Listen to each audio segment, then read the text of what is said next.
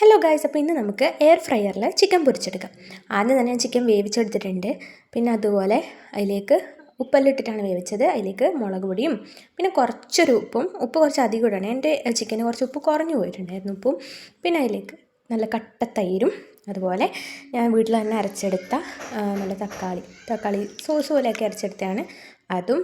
പിന്നീട് കുറച്ച് വെളുത്തുള്ളി ഇട്ട് നന്നായി കുഴച്ചെടുത്ത ചിക്കൻ എയർ ഫ്രയർ എടുക്കുക. അതിലേക്ക് ഒന്ന് അല്പം ശരിക്കും പറഞ്ഞാൽ എണ്ണ ആവശ്യമില്ല, എന്നാലും ഒരു തുള്ളി എണ്ണ ഒന്ന് ആ ഒരു പാനിലേക്ക് ഒന്ന് അപ്ലൈ ചെയ്തതിന് ശേഷം ഈ ചിക്കൻ്റെ പീസ് അതിലേക്ക് വെച്ച് കൊടുക്കാം. 2 വലിയ പീസും പിന്നെ കുറച്ച് കുഞ്ഞു പീസുകളുമാണ് ഞാൻ എടുത്തിട്ടുള്ളത്. ഒരു പരീക്ഷണം പോലെ സെറ്റായി. ഞാൻ ഇതിനു മുമ്പ് ചെയ്തിട്ടുണ്ടെങ്കിൽ പോലും സെറ്റായ എങ്ങനെയുണ്ട് നമുക്ക് നോക്കാം. എന്നിട്ട് അടച്ച് വെക്കാം, ടൈം സെറ്റാക്കി കൊടുക്കാം. അപ്പോൾ ഈ ഒരു കോലത്തിലാണ് കുറച്ചധികം ടൈം കൂടിപ്പോയി. അപ്പോൾ ഒരു ഇഫ ചിക്കൻ മോഡൽ എന്ത് ചെയ്യാം, ഇതിലേക്ക് കുറച്ച് എന്താ പറയുക, പാവങ്ങളുടെ ഇഫ ചിക്കൻ എന്ന് വേണമെങ്കിൽ പറയാം. ഇതിലേക്ക് കുറച്ച് മയണൈസ്, ഇത് ഞാൻ തന്നെ റെഡിയാക്കി വെച്ചതാണ്.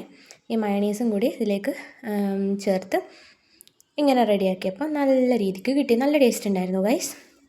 പിന്നെ അതുപോലെ വിചാരിച്ചു ഇന്നത്തെ ഉച്ച ഭക്ഷണം അല്ലെങ്കിൽ ഉച്ച ചോറിൻ്റെ കൂടെ എന്തൊക്കെ ഉണ്ടെന്നും കൂടെ നിങ്ങളെ കാണിക്കാമെന്ന് വിചാരിച്ചു. അപ്പോൾ ഇതൊക്കെയായിരുന്നു എൻ്റെ സ്ഥിരം. അച്ചാറുണ്ടായിരുന്നു, അതുപോലെ തോരക്കറി, കുമ്പളങ്ങ പച്ചടി, ചിക്കൻ കറി ഉണ്ടായിരുന്നു, അതുപോലെ നമ്മുടെ ചിക്കൻ പൊരിച്ചതും ഉണ്ടായിരുന്നു.